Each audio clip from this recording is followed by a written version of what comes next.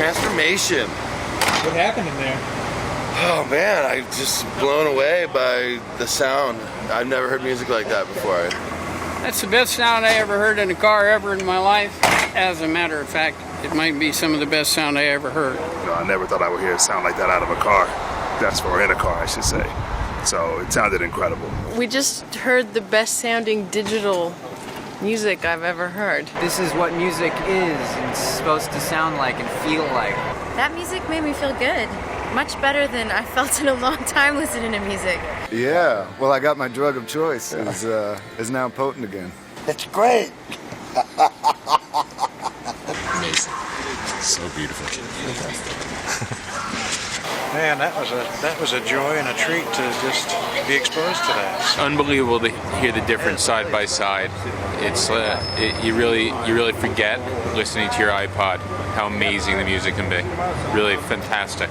This gives it to you as good as you can get it, you know. Wow, it was so incredibly crisp, and I would definitely use this all the time. Wow, that's like vinyl. That's better than vinyl. This is how music should be heard. Wow. When you switch from 192 to CD, you're like, whoa! So it just like locks the low end off. You know, you listen to the CD, it's like listening to someone twinging on a fucking rubber band compared to, you know, the full scope of what music is. It's true that CD quality and MP3 quality, above all or under all, is simply not. It doesn't give us back what we put down. When you listen to like the CD version or the MP3 version, it's gone through those changes. It's sort of lost that original intention. For the convenience and the portability of an MP3, they're great. But it's a little bit like seeing a Xerox of the Mona Lisa. This sound has just gotten so bad, and people don't care about that anymore. The drums don't even sound like drums anymore.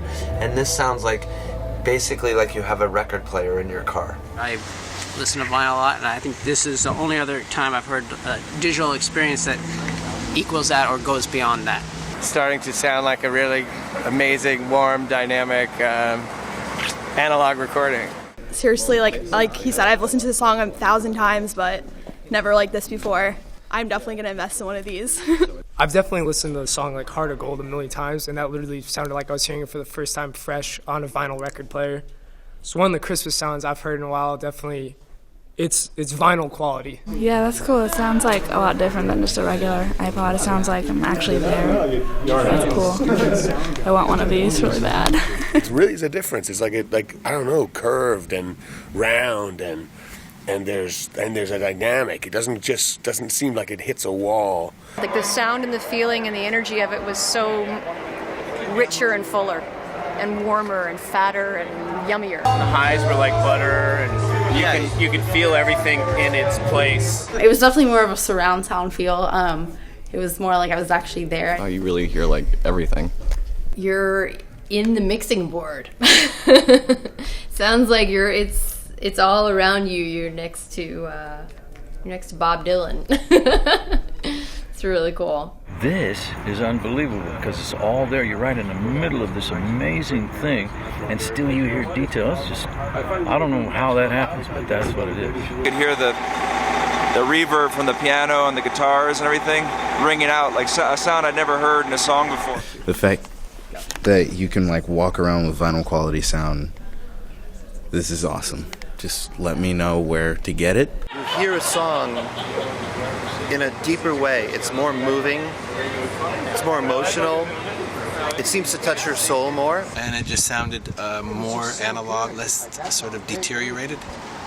She felt it more in her bum, which was a good thing. The ability for people at home to hear music again the way it really sounds, like we heard on records, is a big deal. This is the moment now where people can begin to pay attention to quality again. It's not just like something for hi-fi buffs to hear the top of the hi-hat. It's the vibe, man. It's the feel of the music gets dramatically altered. It's great that somebody like Neil who cares enough about music and, getting in its purest form is going to bring that and give people the opportunity to hear what we're hearing in the studio. Whatever year it was, how it comes off the tape, right to your ears.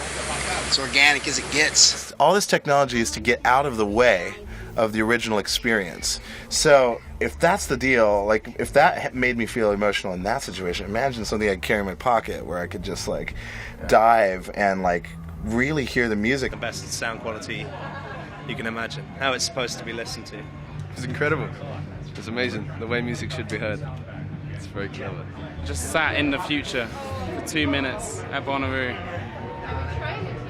It was pretty wild. It's a vehicle to the future.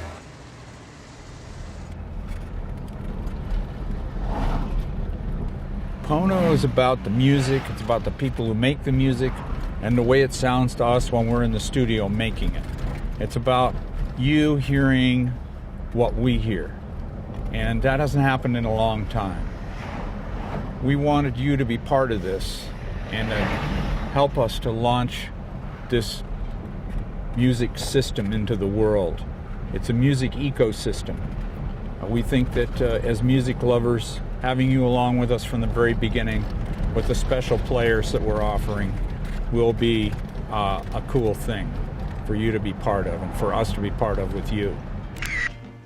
So what is underwater listening all about? When you're on the bottom of the ocean and you have a huge tank over on your back and in a big glass ball over your head, that's kind of, you know, you're walking around in the murk and there's big fish down there. That's kind of like listening to an MP3. And when you're listening to a CD, you've risen to, you know, maybe a couple of 100 feet below the surface, something like that. And you're still underwater. You're not quite in air. But when you make it to 192, you actually break through the surface and you're breathing air. And the feeling is different. Actually is a visceral relief. You feel good. Your body feels better. Investigation into sound. And, absolutely. And how it's supposed to be heard. Yeah. Very telling. Almost angering, in you fact. You can hear what the MP3 does physically, you know. Yeah, the visceral. How it's destroying the sound of music. Yeah.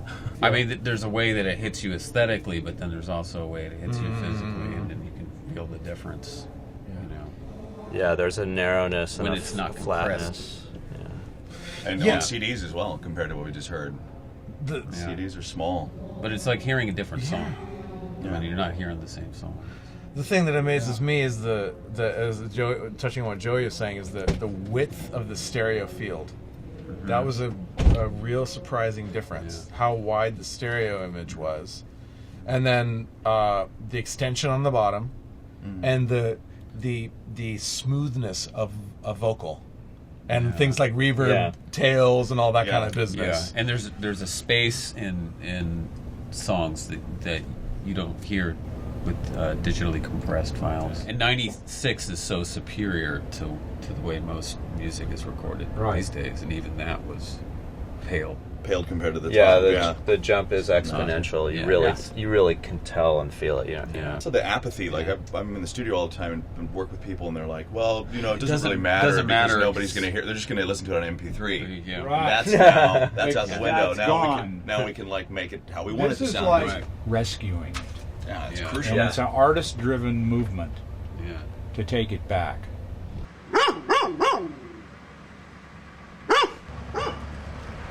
You're going to drive? I'll drive. I couldn't drive this much. That's okay, but you can ride. Here we are.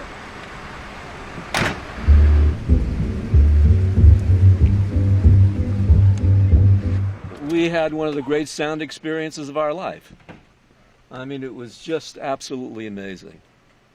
And you could feel, what kind of an impact it can make in terms of really addressing so many of the problems that exist in today's record industry. The sound is absolutely amazing. And we were, transformed by listening in this fashion. It was fabulous. Neil is so dedicated to doing this. I know what his mind is like when he decides to go after something. There's no stopping him. This is going to be a huge, huge breakthrough in terms of sound technology. and it's really exciting to be around. When a kid hears a song for the first time, you got to remember, these are young people. They're fresh. They're peaking. All their senses are there. Their vision is great. Their hearing is amazing. Their physical abilities are at their peak. Everything is tuned in, just like nature meant it to be. There's been very little damage. So just so I can sleep at night, I want to bring back Pono. I want to bring back real music. Pono means righteous. Pono is the one, the whole. It's a Hawaiian word. So I want everybody to hear music that way. That's why, we're on Kickstarter, so that we can share this with everyone, and everyone who loves music can share in the release of Pono and the launch of the real music experience in the 21st century. That's what we're here to do.